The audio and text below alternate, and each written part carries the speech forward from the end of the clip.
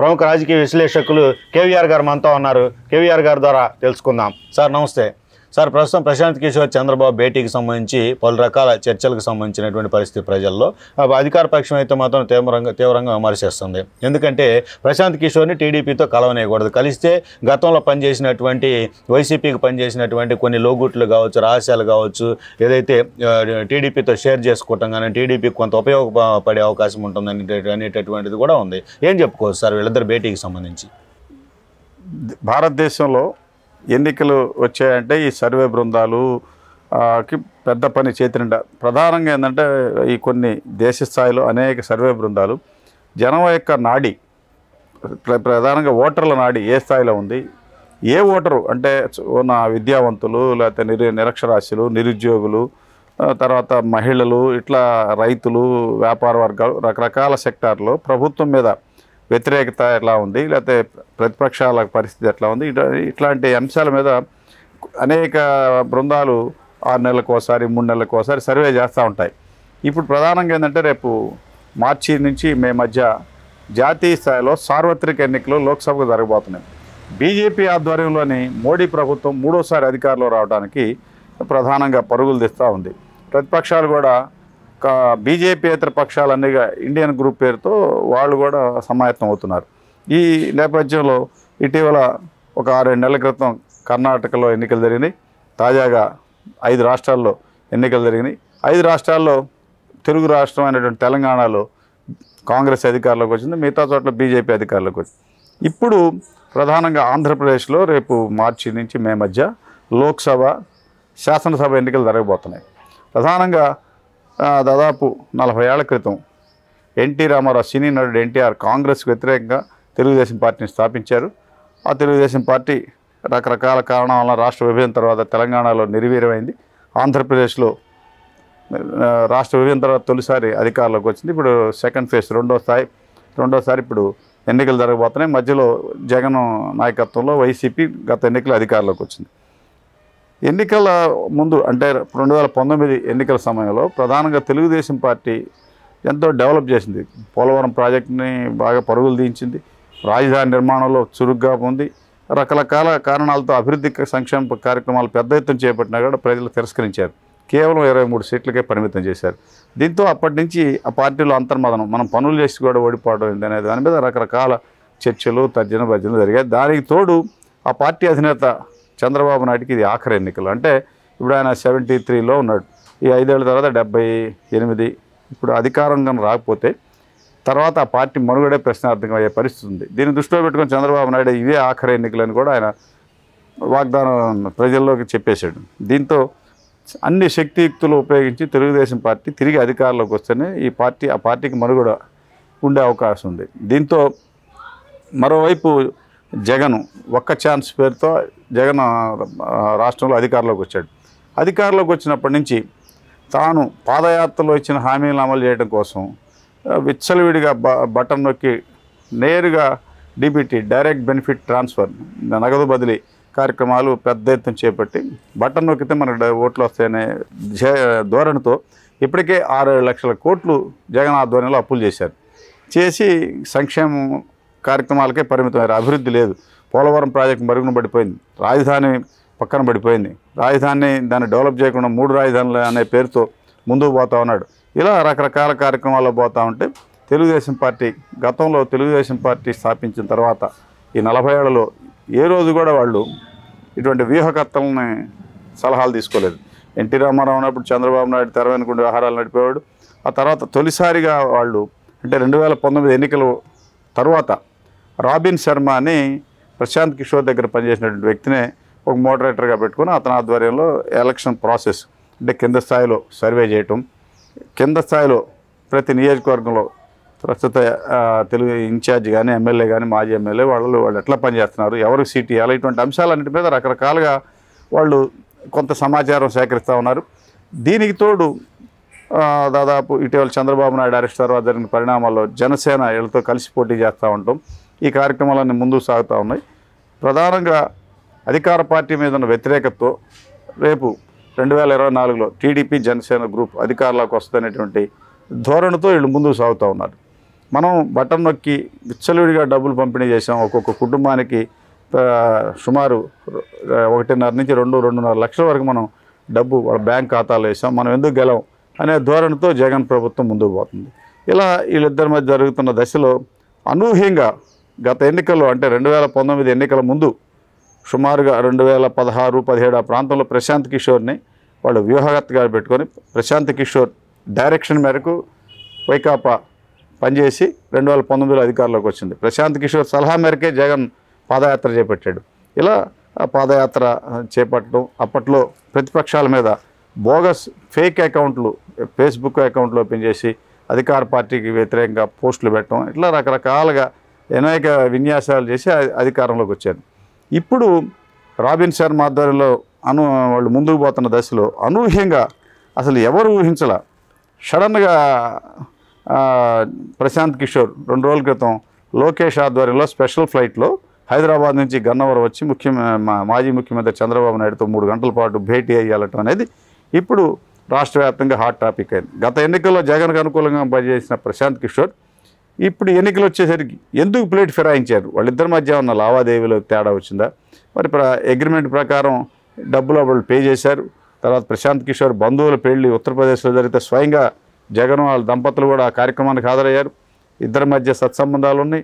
అయినా ప్రశాంత్ కిషోర్ సడన్గా ఎందుకు తన వ్యూహాన్ని మార్చాడు అనేది ఇప్పుడు $1 మిలియన్ ప్రశ్నగా ఉంది. అనేక మంది మేధావులు సోషల్ మీడియాలో కానీ ఇటువంటి డిబేట్లో పాల్గొనే వాళ్ళు కానీ ఏం చెప్తున్నారు? ప్రశాంత్ కిషోర్ అనే వ్యక్తి ప్రధానంగా ఏ రాష్ట్రంలో ఏ పార్టీ అధికారంలోకి వస్తుంది అనేది ముందుగా పసిగట్టి వాళ్ళ దగ్గరికి వెళ్ళి వాళ్తాడు. తన వల్లనే ఇక్కడ వీళ్ళు అధికారంలోకి వచ్చారని దాన్ని క్యాష్ చేసుకుంటాడు. ఆ విధంగా జాతీయ స్థాయిలో ఇటువంటి సర్వే బృందాలు ఆయన కింద సర్వే ఉద్యోగులు పెద్ద ఎత్తున ఒక సంస్థ ఉంది, కార్పొరేట్ సంస్థ. దానికి అనుకూలంగా ఆంధ్రప్రదేశ్లో చంద్రబాబు అధికారులు రాబోతున్నాడని పసిగట్టి ప్రశాంత్ కిషోర్ ఈ చంద్రబాబు తరఫున పనిచేయడానికి ముందుకు వచ్చాడని కొంతమంది చెబుతున్నారు.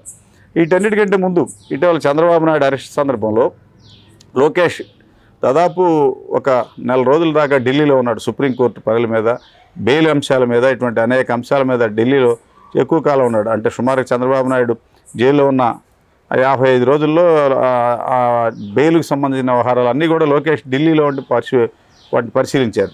ఆ సమయంలో ప్రశాంత్ కిషోర్ లోకేష్ని కలిశాడని, అప్పట్లో ఇది ఒకసారి చంద్రబాబు బెయిల్ మీద వచ్చిన తర్వాత మాట్లాడదామని చెప్పారని ఇప్పుడు చెప్తున్నారు. అది ప్రశాంత్ కిషోర్ ఆయన కలిసిన లోకేష్ ప్రశాంత్ కిషోర్ని కలిసిన సంగతి ఎవరికి తెలియదు అసలు. ఇప్పుడు సడన్గా ప్రశాంత్ కిషోర్ తెర మీదకి రావటం, మరి జగన్కి రాష్ట్రంలో ప్రజా మన్నను కోల్పోయాడు. ఎట్టి పరిస్థితుల్లో టీడీపీ అధికారంలోకి వస్తే దానికి తోడు జనసేన ఇద్దరు పొత్తులు మంచి ఫలితాలను ఇస్తాయి అనేటువంటి వాదన కానీ అనేటువంటిది క్షేత్రస్థాయిలో 2 పార్టీల కార్యకర్తల అభిప్రాయాలుగా ఉన్నాయి.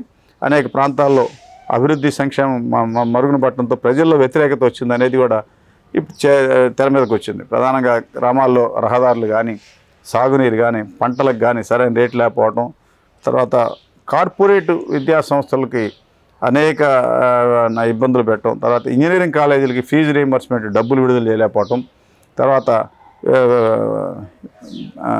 హెల్త్కి ఆరోగ్య బీమాకి కార్పొరేట్ ఆసుపత్రులకి డబ్బులు విడుదల చేయడంతో ఆరోగ్య బీమాలో సేవలను బంద్ చేయటం వాళ్ళు, తర్వాత ఉద్యోగులు పెద్ద ఎత్తున దాదాపు ఈ ప్రభుత్వం అధికారంలోకి వచ్చిన తర్వాత 12 కరువు భత్యాలు డిఏలు విడుదల చేయకుండా, కొత్త పిఆర్సీ చేయకుండా ఈ ఉద్యోగుల మీద అనేక ఇబ్బందులు పెట్టడం, ఇలా అన్ని సెక్టార్లు పెద్ద ఎత్తున అసంతృప్తిగా ఉన్నాయి. ఈ ఎట్టి పరిస్థితుల్లో తెలుగుదేశం అధికారంలోకి వస్తుంది అనేది ఒక సంకేతాలు వచ్చినాయి. దీనికి బలం చేకూర్చే విధంగా 3 నెలల క్రితం రాష్ట్రంలో 110-15 నియోజకవర్గాల పరిధిలో విస్తరించినటువంటి 3 పట్టభద్రుల నియోజకవర్గాల నుంచి శాసనమండలికి జరిగిన ఎన్నికల్లో తెలుగుదేశం పార్టీ సునాయాసంగా గెలిపింది. ఆ ఎన్నికల్లో వైకాపా అనేక అడ్డీలు సృష్టించిన అధికారుల ద్వారా బోగస్ ఓట్లు నమోదు చేశారు. పోలింగ్లో పెద్ద ఎత్తున అవకతవకలకు పాల్పడ్డారు. అయినా కూడా అటు రాయలసీమలో అనంతపురం, చిత్తూరు, ఉత్తర కోస్తాలో విశాఖ 3 పట్టభద్రుల నియోజకవర్గం తెలుగుదేశం అభ్యర్థులు సునాయాసంగా గెలుపొందారు. దీంతో ఈ సంకేతాలన్నీ పరిశీలించినటువంటి ప్రశాంత్ కిషోర్ చొరవ తీసుకొని చంద్రబాబుతో భేటీ అయ్యారని చెబుతున్నారు. దీనికి తోడు ఇప్పటికే మొదట్లో జగన్ అంటే అసలు ఆయన నాయకత్వానికే భయపడే ఎమ్మెల్యేలు దశల వారీగా అసమ్మతి గళం విప్పుతున్నారు. 2-3 ఏళ్ల క్రితం Narsapuram MP triple R Raghu Rama Krishna Raju తన అసంతృప్తిని బహిర్గతంగా వెళ్ళగక్కటం, ఆ తర్వాత ఆయన మీద కేసులు నమోదు చేయడం అనేది జరిగితే ఇప్పుడు శాసనసభ నుంచి శాసనమండలి జరిగిన ఎన్నికల్లో 4 ఎమ్మెల్యేలు పార్టీ విప్పు ధిక్కరించారు, 4 సస్పెండ్ చేశారు. వాళ్ళ 4 కూడా తెలుగుదేశానికి దగ్గరలో ఉన్నారు. తెలుగుదేశం పార్టీలో చేరి వచ్చే ఎన్నికల్లో జగన్కు వ్యతిరేకంగా తెలుగుదేశంతో పోటీ చేయడానికి సమాయత్తం అవుతున్నారు. అదేవిధంగా క్షేత్రస్థాయిలో ద్వితీయ శ్రేణి నాయకులు పెద్ద ఎత్తున పార్టీకి నుంచి బయటికి పోతూ ఉన్నారు. ఇలా వీటన్నిటిని చూసి తెలుగుదేశం పార్టీ ఇటు అధికారంలో రాబోతున్నాయి. మనం చంద్రబాబుకి సపోర్ట్గా ఉంటే జాతీయ స్థాయిలో దీన్ని మనం క్యాష్ చేసుకోవచ్చు. దానికి తోడు చంద్రబాబు నాయుడు నేషనల్ ఫిగర్, జాతీయ స్థాయిలో అప్పట్లో గతంలో ఎన్డీఏని అధికారంలో ఉన్నప్పుడు రాష్ట్రపతి, ఉపరాష్ట్రపతి ఇటువంటి కీలకమైనటువంటి పోస్టులు కూడా ఆయన నిర్ణయం మేరకు జరిగింది అని చంద్రబాబుకి మనం సపోర్ట్గా ఉంటే, ఇతని వ్యాపారం ప్రశాంత్ కిషోర్ సర్వే వ్యాపారం కూడా బాగా సాగుద్ది అనేది అతను వ్యక్తిగత అభిప్రాయం. ఇలా కారణాలు ఏమైనా కావచ్చు కానీ ప్రశాంత్ కిషోర్ని లోకేష్ స్పెషల్ ఫ్లైట్తో తీసుకురావటం, చంద్రబాబు నాయుడుతో భేటీ చేయటం అనేది ఇప్పుడు పెద్ద చర్చనీయాంశం. దీన్ని వైకాపా ఎప్పుడైతే ప్రశాంత్ కిషోర్ రాజధాని అమరావతి వైకాపా వర్గాలు ఉలిక్కి పడ్డాయి. ఒక్కసారి సోషల్ మీడియాలో రకరకాలుగా ప్రశాంత్ కిషోర్ని క్రిటిసైజ్ చేస్తా, తెలుగుదేశాన్ని క్రిటిసైజ్ చేస్తా పోస్టులు పెట్టారు. దానికి సంబంధించి ప్రెస్ మీట్లు పెట్టారు. బూతుల మంత్రులు తెర మీదకి వచ్చారు. ఇలా రకరకాలుగా వచ్చి ప్రశాంత్ కిషోర్ ఏం చేయలేడని కొంతమంది. మరి ఇదే ప్రశాంత్ కిషోర్ గతంలో వైకాపాని అధికారంలో తీసుకొచ్చాడు కదా అంటే దానికి సమాధానం లేదు. కానీ అంతర్గతంగా గతంలో అంటే 2019లో అధికారంలోకి వచ్చినప్పుడు ఏవైతే తప్పుడు విధానాలు, బోగస్సు ఫేస్బుక్ అకౌంట్లు ఇటువంటివి పెట్టి ప్రతిపక్షాల మీద నిందారోపణలు చేసినటువంటి గత అనుభవాలను దృష్టిలో పెట్టుకొని అదే విధానం ఇప్పుడు ప్రశాంత్ కిషోర్ తెలుగుదేశం పార్టీ నుంచి ప్లే చేస్తే మనం తట్టుకోలేము. ప్రధానంగా 5 ఏళ్ల నుంచి ప్రజల్లో ఉన్న అసంతృప్తి, ప్రభుత్వం మీద ఉన్న అసంతృప్తి, తర్వాత అన్ని వర్గాలని అణగదొక్కటం, గ్రామ సర్పంచులకి అధికారాలు వదిలేయకుండా నిధులు లాగేసేయటం, ఇలా ప్రతి సెక్టార్లో మార్కెట్ యార్డ్లో ఉన్న ఫండ్స్ అంతా కూడా బట్టన్ నొక్కడానికి వాడటం, ఈ విధంగా ఎక్కడ డబ్బులున్నా కూడా ప్రభుత్వం వాటిని క్యాష్ చేసుకొని వన్ సైడ్గా వాడుకోవటం, తర్వాత అన్ని పథకాలకి జగన్ పేర్లు పెట్టడం, వైఎస్ పేరు పెట్టడం, తర్వాత ఎప్పుడో సుదీర్ఘకాలం దాదాపు 25-30 ఏళ్ల క్రితం విజయవాడలో ఏర్పాటు చేసినటువంటి ఎన్టీఆర్ హెల్త్ యూనివర్సిటీ పేరు కూడా మార్చడం, ఇలా రకరకాలుగా ప్రజా వ్యతిరేక విధానాలు అనేవి ఇప్పుడు ప్రజలు అవకాశం కోసం ఎదురు చూస్తున్నారు, మనల్ని దెబ్బతీస్తారనేటువంటి ఫీలింగు వైకాపా నేతల మధ్య ఉంది. దీనికి తోడు పట్టభద్రుల నియోజకవర్గంలో వచ్చినటువంటి తీర్పు స్పష్టంగా ఉంది. దాంతో ఇప్పటి వరకు అసలు తాడేపల్లి ప్యాలెస్లో కేవలం సజ్జల రామకృష్ణారెడ్డి, విజయసాయిరెడ్డి, మిథున్ రెడ్డి, తర్వాత తలసిల రఘురామ్, లేళ్ల అప్పిరెడ్డి, ఇట్లా కొద్ది మందికే తాడేపల్లి ప్యాలెస్లో తలుపులు తెరిచే ఉన్నటువంటి విధానానికి స్వస్తి చెప్పి ఇప్పుడు ఎమ్మెల్యేలని దగ్గరికి వెళ్ళటం, రకరకాలుగా తెలంగాణలో అధికార పార్టీ ఓడిపోవడంతో ఇక్కడ ఉన్న పలంగా 11 నియోజకవర్గాల్లో ఇన్ఛార్జీలను మార్చిపారేసి ఎమ్మెల్యేలకు మార్చిపారేసి 4 సిట్టింగులకి సీట్ ఇవ్వకుండా కొత్త వాళ్ళని తెర మీద తీసుకొచ్చాడు. అంటే దాదాపు ఇదే విధానాన్ని పరిగణలో తీసుకుంటే 90 నుంచి 100 నియోజకవర్గాల్లో ఎమ్మెల్యేలను మార్చే అవకాశం ఉందనేది స్పష్టమైపోయింది. ఇప్పుడు ప్రశాంత్ కిషోర్ దీనికి తోడవడంతో ఒక వైకాపాలో ఉక్కిరి బిక్కిరి అవుతున్నారు. ప్రశాంత్ కిషోర్ చంద్రబాబుని ఎందుకు గెలిచారు అనే దాని మీద రకరకాలుగా పత్రికల్లో వస్తూ ఉంది. అది కొంతమంది అనుకూలంగా, కొంతమంది వ్యతిరేకంగా రకరకాల కామెంట్లు చేస్తున్నారు. సహజంగా ఏంటంటే సీనియర్ రాజకీయ నేతగా ఉన్న చంద్రబాబు ఈసారి ఎట్టి పరిస్థితుల్లో అధికారంలో రావాలనేటువంటి ప్రయత్నాల్లో ఉన్నారు. దానికి తోడు అంటే 2019 ఎన్నికల్లో ఓడిపోయినటువంటి లోకేష్ తెలుగుదేశం పార్టీకి సమర్థమైన నాయకత్వాన్ని అప్పగించలేనటువంటి భావంలో ఉన్నారు. మీడియా కనుక వాటిని పడ్డాపంచలం చేస్తారు. లోకేష్ ఇటీవల సుమారుగా దాదాపు ఏడాది పాటు మధ్యలో కొన్ని సెలవులు మా చంద్రబాబు అరెస్ట్ తర్వాత జరిగిన పరిణామాల్లో తాత్కాలికంగా విరామం ప్రకటించినా కూడా సుదీర్ఘ పాదయాత్ర చేశారు. ఉమ్మడి జిల్లా 13 జిల్లాల పరిధిలో దాదాపు సుమారుగా ఒక 120-130 నియోజకవర్గాలను కవర్ అయ్యే విధంగా పాదయాత్ర చేశాడు. పాదయాత్ర సందర్భంగా లోకేష్ ఆయా వర్గాలతో వాళ్ళ సమస్యల మీద పిలిచి డిబేట్లో పాల్గొనటం, వాళ్ళకి హామీలు ఇవ్వటం, ఆ తర్వాత ప్రతిపక్షాలని మీద జరిగే వేధింపుల్ని అధికార పక్షం ఏ విధంగా చేస్తుందో వాటిని తిప్పికొట్టడం, అధికార పార్టీ మీద విమర్శల వాన గురిపేయటం, ఇలా రకరకాల వ్యవహారాల్లో లోకేష్ తన సమర్థతని రుజువు చేసుకున్నాడు. ఇప్పుడు చంద్రబాబు తర్వాత తెలుగుదేశం పార్టీకి లోకేష్ నాయకత్వం వహించబోతున్నాడు అనేటువంటి గ్రౌండ్ ఏర్పడింది. ఇలా కొంచెం మంచి వాతావరణం తెలుగుదేశానికి అనుకూలంగా ఉండడంతో ప్రశాంత్ కిషోర్ దీన్ని క్యాష్ చేసుకొని చంద్రబాబు దగ్గరై తిరిగి రేపు 2024 టీడీపీ అధికారంలోకి వస్తే ప్రశాంత్ కిషోర్ వల్ల తెలుగుదేశం అధికారంలోకి వచ్చింది అనేది దాన్ని సొమ్ము చేసుకొని తన వ్యాపారాన్ని విస్తృతపరచుకునడం కోసమే కలిశాడని కొంతమంది చెబుతున్నారు. జాతీయ స్థాయి రాజకీయాల్లో ఎన్డీఏకు దూరంగా ఉన్నటువంటి చంద్రబాబు ఇండియన్ గ్రూపులో కలిసే విధంగా ఇప్పుడు ప్రశాంత్ కిషోర్ బీజేపీకి వ్యతిరేకంగా ఇండియన్ గ్రూప్కు అనుకూలంగా కొనసాగుతూ ఉన్నాడు. దాన్ని దృష్టిలో పెట్టుకొని చంద్రబాబుని ఇండియన్ గ్రూపులకు ఆహ్వానించడానికి ప్రశాంత్ కిషోర్ని వివిధ పార్టీలు దూతగా పంపాయని కొంతమంది చెప్తున్నారు. సరే దేనికి పంపారు, ఎందుకు పంపారు అనేది ఇన్సైడ్లో జరిగిన దానికి మనం ఎవరు తెలియనటువంటి సమాచారం. ప్రధానంగా మామూలుగా తాడేపల్లి ఉండవల్లిలో రాజధాని అమరావతి ఉండవల్లిలో ప్రశాంత్ కిషోర్ చంద్రబాబు నాయుడు కలిశాడు. లోకేష్ స్వయంగా స్పెషల్ ఫ్లైట్లో ఆయన తీసుకొచ్చాడు. తిరిగి అదే ఫ్లైట్లో లోకేష్ కూడా వెళ్ళాడు. వీటిని పరిశీలిస్తే వచ్చే ఎన్నికల్లో ప్రశాంత్ కిషోర్ తెలుగుదేశానికి అనుకూలంగా పనిచేస్తాడు అనేది ఒక సంకేతం వచ్చింది.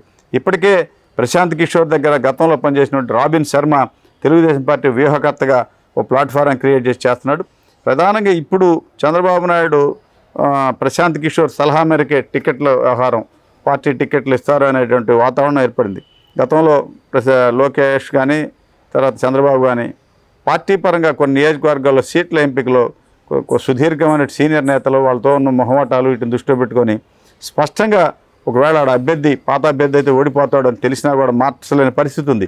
ఇప్పుడు ప్రశాంత్ కిషోర్ దానికి యాడ్ కావడంతో ప్రశాంత్ కిషోర్ వాళ్ళ సర్వే ప్రకారం ఇక్కడ ఇన్ఛార్జిని సీట్ ఇవ్వకుండా కొత్త వాళ్ళకి ఇస్తున్నాం, అవతల పార్టీ వాళ్ళని చేర్చుకోవాల్సి వచ్చింది. ఇలా రకరకాలుగా అనేక అంశాలు తెర మీదకి వస్తున్నాయి. ప్రశాంత్ కిషోర్ చంద్రబాబును కలవటం ఇప్పుడు తెలుగుదేశం పార్టీకి అనుకూలంగా వ్యూహకర్తలా వ్యవహరించడం అనేది వైకాపాకి మింగుడు పట్టలేదు. ఇప్పటికే ప్రభుత్వ వ్యతిరేక వాతావరణం స్పష్టంగా ఉండటంతో ఎట్టి పరిస్థితుల్లో కూడా తెలుగుదేశం అధికారంలోకి వస్తుంది అనేటువంటిది తెర మీదకి వచ్చింది. పట్టభద్రుల నియోజకవర్గాలు గెలవటం, ఎమ్మెల్యేల అసంతృప్తి, ఇలా రకరకాలుగా ఉంది. అటు తెలంగాణలో సిట్టింగ్ అధికార పార్టీ ఓడిపోవటం, ఇట్లా రకరకాల అంశాలను పరిగణలో తీసుకుంటే ప్రశాంత్ కిషోర్ ఉన్న వాతావరణాన్ని క్యాష్ చేసుకోవడం కోసం ఇటు వచ్చాడని చెప్పి అనేటువంటి వాదన ఉంది. మరి ఇవన్నీ కూడా భవిష్యత్తులో ఎటువంటి ఫలితాలు ఇస్తాయి, ప్రశాంత్ కిషోర్ మరి ఎంటర్ కావడానికి కూడా కొన్ని మీడియా సంస్థలు కానీ కొంతమంది ఇంటలెక్చువల్స్ కానీ వ్యతిరేకిస్తున్నారు. ఇప్పుడు అసలు ప్రశాంత్ కిషోర్ అవసరమా, ప్రజల్లో వ్యతిరేకత ఉంది, ఆటోమేటిక్గా జనసేన తెలుగుదేశం కలిస్తే సునాయాసంగా అధికారంలోకి వచ్చే పరిస్థితులు ఉన్నాయి, ప్రశాంత్ కిషోర్ వచ్చి దీన్ని డిస్టర్బెన్స్ చేస్తున్నాడు అనేది కొంతమంది భావనలో ఉంది.